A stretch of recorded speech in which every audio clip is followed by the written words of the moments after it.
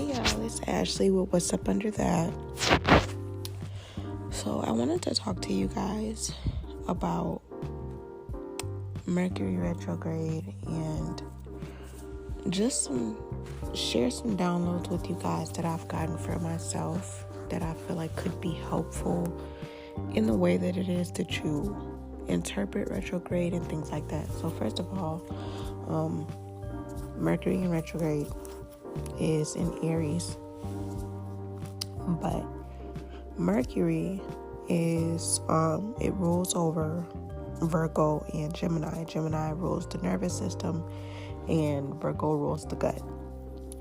So, people can tend to be a little bit more crazy. You may notice that you are a little bit more on edge. You may notice that you deal with a lot more gut issues or just health issues that are stemming from the gut as well. So these type of things can come up. Now, of course, there's the whole Mercury also rules over communication, travel, technology, like technological devices and different things like that as well. So you can experience some delays in that. One of the biggest things with Mercury in retrograde is just really remembering to slow down, because you don't want to rush yourself into anything, especially documents and contracts and stuff like that. You don't want to rush yourself into anything or just put yourself in situations that can easily be avoided if you slow down. And with Mercury being going retrograde in Aries, that's very, very important. Especially considering the fact that it goes, it goes all the way to the end of April, when we'll be transitioning into Taurus. And Taurus is naturally I'm going to go with the flow, I'm going to take my time type of, excuse me, y'all. Just gonna take my time type of sign. Y'all gotta excuse me. I am a little bit congested, so if my voice sounds off, that is why. But that's just to kind of give you guys a preface of, what that is. But also too, I took an astrology class about a while back. And, I'm already aware of the sister signs. And one of the things that I realized too is, during Mercury in retrograde, it is often that things within that sister sign come up. So a lot of people may not know Aries' sister sign is Libra. Aries rules over self, what's the word I'm looking for? Self, autonomy, your ego, your confidence, things revolving around you. And Libra, while some people do see Libra as a vain sign, sometimes people may even argue Libra is what people think Leo is. Libra just does not always show it that much. But Libra, of course, is all about balancing the scales, the equilibrium between black and white. Libra is also about relationships, so whether it can be business relationships, close personal relationships, lovers and stuff, just people. Libras, period, thrive in relationships. Libras learn a lot more about themselves in relationships.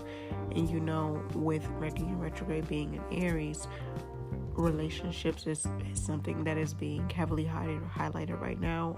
Karma is being heavily highlighted, and whether that be good or bad karma, this is really the time where whatever it is that you have been putting out, you will be getting that back, because of course that balance has to be restored. But it's also too, with that sense of karma, with that sense of law and order, it helps you to remember where it's really highlighting where is there an uneven balance in your life?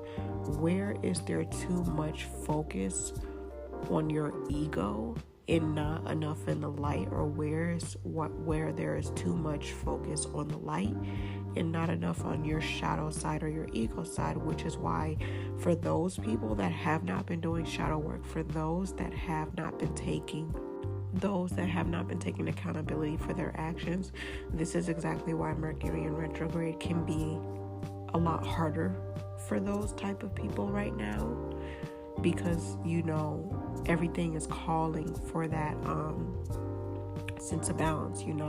If you are being overly selfless, you may find situations coming up where people are getting over on you or things are happening behind your back, so that you can learn to balance it out. Like, there's a difference between you needing to be selfish and being selfless. And if there is an instance where you're being overly selfish, things may be taken to balance it out, to teach you that sense of selflessness. Now that I've given you guys kind of like a mini rundown, because I could literally talk about astrology all day. I love talking about astrology, but I want to give an example and just speak on my own personal experience as well. So, how old is my son? My son is 7.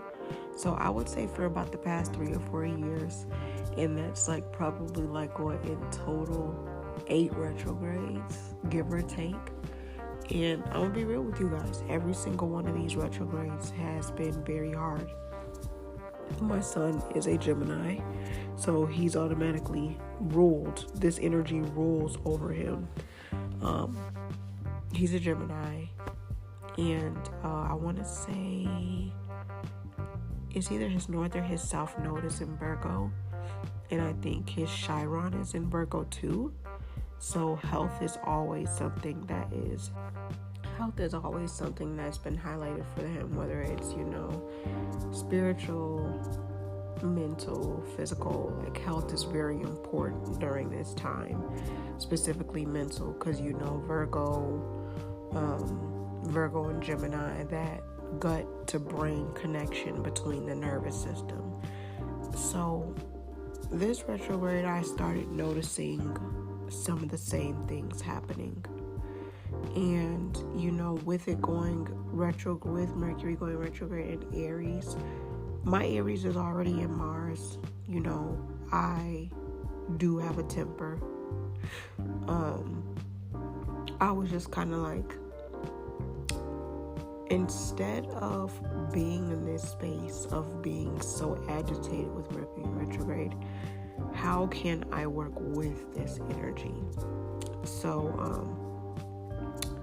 usually when I would go on my walks, I would go on my walks alone. And, things change, things happen. My son ended up going on a lot more of my walks with me. And over time, I'm not going to even lie, I was being very selfish. I wanted my whole walk to be about myself. I was not willing to share my time. I was not willing to divide my time. I wanted that to still strictly be my time. And it's there's an imbalance there because somebody else is joining you. And it's it's not like it's another adult that's joining me. It is a child. So that was something that I noticed with the walk. We're walking and stuff. And I told him, we're just going on a walk. We're not digging. We're not stopping to do anything. We're just going on a walk. And he was like, okay, mommy. And, we're walking. And I want to say the first stop that we had where was the first stop? He sat down at a bench. And I was just like, oh my God. I don't want to sit down. I just want to enjoy the walk. Excuse me. I just want to enjoy the walk, all the things. And I was like, I'm just going to sit down. He's sitting there. Mind you, I told you guys at the very beginning of the walk, I did not want to dig. I just wanted to walk. So he started digging. And as soon as I was getting ready to say, okay, let's go. We need to start back walking. The wind picked up, and that was my ancestors, the way that they communicate with me through nature. They were like, girl, just sit down, take your shoes off and ground yourself, because How people be like, oh, you need to touch grass. I can't touch grass. Grass is too itchy. And I also high-key think I have an allergy, but that's neither here nor there. So, I'm sitting there. I decide to take my feet out of my slip-on shoes and just kind of put them in the dirt, put them in the gravel, and just really ground myself. And that was that first moment, I was like, okay, that was easy. When he was done, he was like, okay, mommy, let's finish walking. So we start walking again. We're going up this little path and we're going around. He was like, mommy, we're going to the river. We're getting close to the river. I said, yeah, baby, we are. And we get there and he stops again. He wants to throw rocks in the water. Now, at this point, my patience is being tested because I'm like, y'all, I just want to walk. So I'm standing there like I'm letting him enjoy himself, throwing the rocks in and just really having to redirect my patience. And we start walking again. He's like, okay, mommy, let's go. We start walking and we get to the part of the river where it's like the water is like actively flowing. And it's more water than we're usually used to seeing. And he doesn't always get to see that because we don't always like to go on our walks. We don't always like to go on those walks after it rains because it's a lot of bugs near the river. And he gets very irritated by too many bugs. So as we get to that area, I was just like, we are stopping again. And I just kind of stopped and I asked myself, and yes, y'all, I really do this. I was like, what is this retrograde trying to show me that I have missed? I was just like, what exactly is this retrograde trying to show me that I have missed each and every time and has made things difficult for me? And I was just like, I'm being very impatient. And I'm being very selfish right now.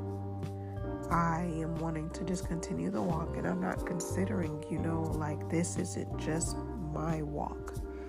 This is his walk, and what may look like just quote unquote just a walk to me, that's not to him. To him, it's, oh, I'm going on a walk. Oh, I'm gonna dig, and I'm gonna fight the bad guys and the monsters. Oh, I'm gonna go on a walk and I'm gonna throw rocks in the river and watch the ripples in the river. Oh, I'm gonna go on a walk and I'm gonna stop to say hi to the older people and the middle-aged people that are walking past and talk to people's doggies. Oh, I'm gonna go on a walk and I'm gonna be able to throw sticks in the river, or I'm gonna be able to dig, or I'm gonna play with the ants, or I'm gonna catch the bunnies. And it's like, now that I've actually said that out loud, it almost reminds me when they say how the journey is supposed to go. A lot of people think the journey is linear, it's a straight shot, and there's these curves and stops and these detours and all these things. There's nothing about the journey that's ever just a straight shot. And I was just kind of standing there and I had to check. I'm not gonna lie, y'all, I had to check myself a few times on that walk. I was just like, girl, this is not just your walk anymore. This is a walk for you and him. So, I'm already not very much of a patient person. So I really had to remind myself to stay present in that time.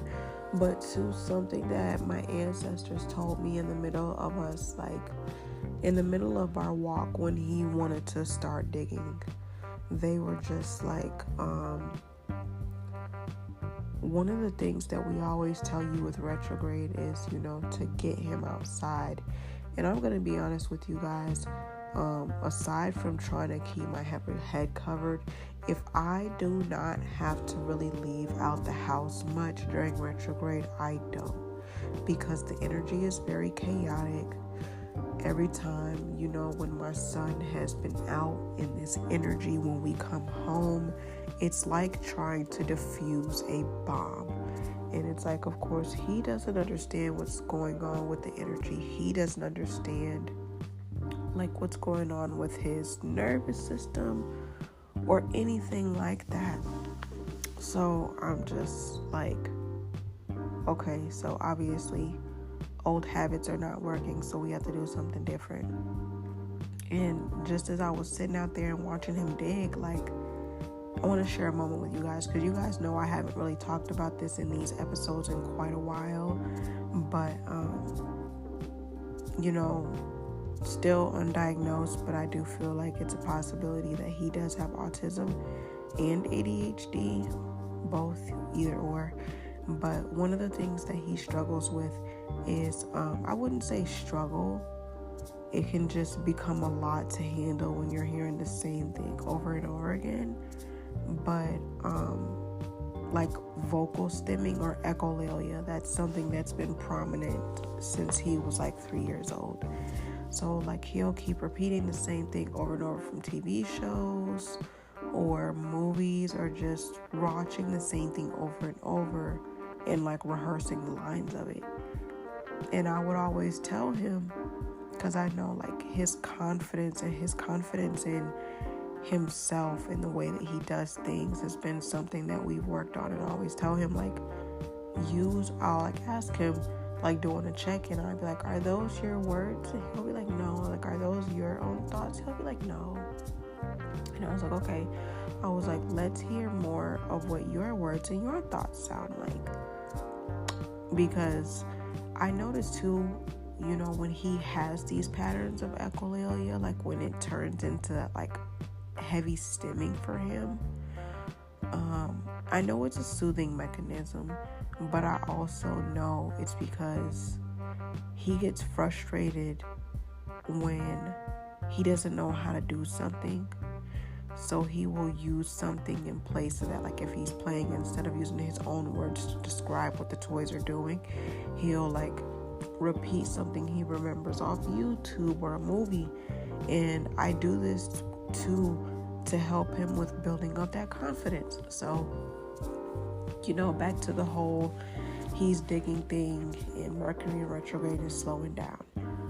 I'm sitting there, I'm watching him dig. He was like, Mommy, can I tell you a story? I was like, yeah, baby, sure, you can tell me a story. And I kid you guys not, as he is telling the story, I realize, the echolalia isn't present. He's telling this story using his own words. And my ancestors was like, see? You see that? And it was just a reminder of, sometimes you can't let this energy dictate what it means for you, because while things in grocery stores and just public places may be overstimulating, nature is always grounding. Nature is always calming. And I felt like that was really something beautiful to bear witness to see him create his own story. Like, I want to say he was telling this story for 5 minutes straight. And I just sat there and I made it a priority to be like fully be present to listen to that story that it was that he was telling. And after he got done telling the story, he was like, the end. And I was just like, baby, I am so proud of you. And he was like, thanks. And I was just like, no, like, I don't think you realize how proud of you I am, because the echolalia it's one thing having the echolalia, it's another thing knowing in certain cases where it stems from. And just taking this time and being able to see him, like, see that confidence come out, where he's confident in telling his own story. He's confident in being able to use his own words and not feel like, oh, I can't tell stories or I can't do it. Because like when I asked him once, like, why don't you tell stories in your own thoughts and your own words? And he'd be like, Mommy, because I can't. Or just like, the reason that an adult would, it's not as cool as them or whatever. And just kind of like a little side thing, something I noticed that has been helpful is when we all have our story time and he'll be like, Mommy, can you tell me a story? And I'll think he wants me to read a book and he's like, no, I want you to tell a story using your own words. So it's also kind of like a teaching moment in that, actively reflecting to your child what it is that you may want to emulate. And I know even myself, sometimes when I don't feel like coming up with stories, I'll read a book. So it's like, even having that moment, that was like a whole realization there. It's just kind of like, this is just what he relies on, but it being a balance. He can rely on scripts that he's familiar with while also being able to have that confidence in his thoughts and his words, and that he can be able to do that. Because it's like, you gotta realize, too, is say if you didn't have an actual storybook that you were reading, but you remembered what happened in the book, is reciting that any different than coming up with your own story? And it's like, when you think about it, it's not that much of a difference. The only thing is, one was already written out for you and the other one you had to think about on your own. So just having all of this knowledge coming up, it's just really helped me to better navigate it. It's helping me to better navigate it. It's helping me to understand, what areas am I falling short? And, for those that are listeners, even if you don't have a kid, asking yourself, what ways am I being too selfless or too selfish with not only relationships around me, but the relationships that I have with myself. And that was my thing. I'd say on a personal level, completely outside of parenthood, something that I'm working to break on is my selfishness to people's time. Now, this is something that, I guess for other people would fall up under people pleasing, so to speak. But it would just kind of be like, I texted you or I messaged you and it's like, you've done this and that. How come you can't respond? But releasing that sense of entitlement to people's time, and it's like, now that I've recognized this as a pattern, because it's like, it's one thing to be like, okay, I didn't know I did that. It's another thing of when it actually is happening. When that's happening, to be able to redirect your thoughts. And I had that moment today, and I was just like, oh my goodness, why haven't they messaged me back? And I was just like, it doesn't have to be when you need it to be.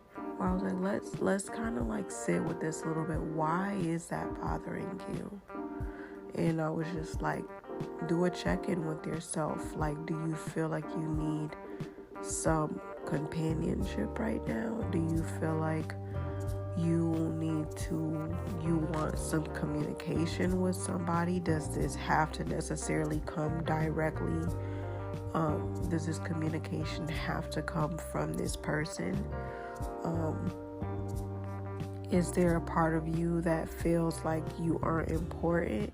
And I feel like as adults, asking us those questions when there's things that triggers us is necessary, because it's almost kind of like the questions that should have been asked when you were a child to help you better navigate these emotions. And when I realized, I just wanted somebody to talk to in that moment, I was able to release that, but not even just after realizing what my needs were in that time.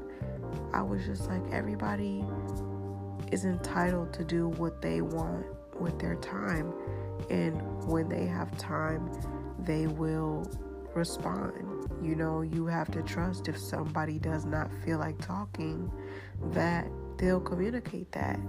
And I feel like even too, sometimes that can be the hardest thing, because a lot of people don't always want to communicate that they don't feel like talking. A lot of people would rather just leave people on red than to say, hey, I don't really feel like talking right now, but when I am in a better space, like, I'll hit you back up. And I would say I've witnessed that recently with a friend, maybe about a month or so ago. We were talking, and I could tell by the way that her tone and her messages was shifting, that I could tell the way that her tone was shifting in the messages, that she was ready to like get off the phone, and then she not get off the phone, but just stop messaging, period. And she communicated that she was like, I'm gonna be completely honest, I don't feel like talking anymore, so I'll talk to you later. I was like, okay, that's cool, and left it at that. And I feel like, as adults, just like with children, we have to understand, a lot of adults live in what's understood doesn't need to be explained. And part of me feels like, while in some circumstances that may be true, it's also a trauma response, because how often did you ask your parents questions and never got answers? It was always because I said so, because I'm the adult. Like, you never got a clear-cut reason as to why something was happening. It's something that I've noticed, like, even too, because I have a really good relationship with cancers, and I've realized something, just from observation, something that cancers tend to do is they will, I don't know whether to say over communicate, or that's just how it looks like it's presented, but it may seem like they're over communicating.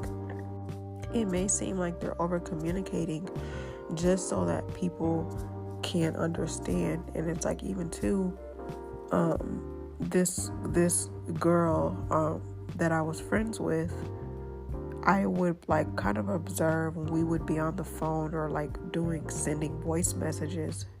I would notice how she would do that with her children, or just even too when we would like, bounce back and forth our business ideas with each other. And the way that she would break down and explain things, like, there was never any stone left unturned. All questions were always, at least the general ones, or enough, were answered so that people had a clear understanding of what it is that's going on. And I feel like as adults, that's something that needs to happen a little bit more, and that's something that I am growing more comfortable. That's just something I'm growing more comfortable with doing. Like, even recently, I had a guest that was recently on the podcast, and we exchanged numbers just so we can like really get used to each other and like feel out each other's vibes and everything. And I let them know, like, look, I'm gonna be honest, I am not much of a texter. I do better talking on the phone. And I said, sometimes with text, my social battery runs out very quickly. And then they were just like, no problem. Like, thank you for communicating that with me, because I'm honestly the same way. So if I just stop responding, like, I don't want you to take it personal. I was just like, no, not at all. Thank you for communicating that. And they were like, no, thank you for communicating that as well. And it's taken for me to learn this about myself, for that to even be something that it is that I'm able to communicate with people. And it's like, sometimes instead of just beating yourself up about how it is that you do something, let people know in advance so they know to give you that grace. They know how to operate with that. So there's that, y'all. Other than that, I do hope that this retrograde goes as smooth as possible, depending on what end of the stick you're on with karma. I hope, whether it be blessings or lessons, that something good comes out of it. Because, oftentimes while the lessons may not be something that you want to feel or face or deal with in that time, they always come in handy a lot later. It gives you additional tools in your toolbox. And, if it's blessings, congratulations for making it through those lessons, because it's not easy. Lord, it is not easy. Especially when those lessons revisit you during retrograde. So I hope you guys have an amazing week. I'm just like I did in the last episode, I'm gonna include a voice message link. And I know some of my listeners may be shy, but like I said before, I really want to start interacting with you guys more and just having conversations, because you never know, you could share your message or share your thought or your opinion on something, and I could really dig that vibe and be like, you know what, I want to invite this person as a guest on the show. So you never know where sharing your voice and your opinion can lead you. So I would love to hear, what are some things that you feel like you struggle with Mercury and retrograde, or just what are some things you feel you struggle with as a parent during this time, because even too, it's gonna be retrograde all the way until the end of April. So I would love to hear from you guys, and maybe even feature one of those voice messages in an episode so I can talk about it more in depth, because it could be something somebody else is dealing with, or somebody else that is also a parent and they want to know better ways to navigate it. So I'll make sure to link that in the description of this episode. Feel free to click on it and leave a voice message, and I will talk to you guys soon. All right, bye.